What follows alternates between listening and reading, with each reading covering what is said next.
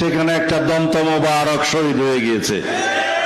আর কয়েকটি দল সোহরাওয়ার্দী উদ্যানে জনসভা করেছে, বলছে সংসদের নিম্ন কক্ষেও অনুপাত চাই, উচ্চ কক্ষেও অনুপাত চাই, অনুপাত ছাড়া নাকি বাংলাদেশে নির্বাচন হবে না।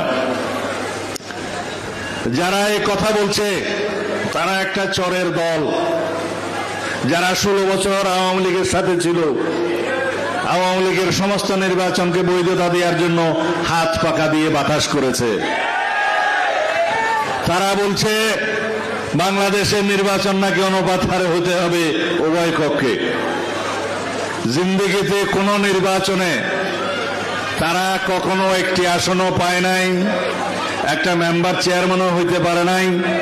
শেষ পর্যন্ত একটা সিটি কর্পোরেশনের নির্বাচনে আওয়ামী লীগের অধীনে নির্বাচনে গিয়েছে, সেই নির্বাচন আমরা বর্জন করেছিলাম, সেখানে একটা দন্ত মোবারক শহীদ হয়ে গিয়েছে।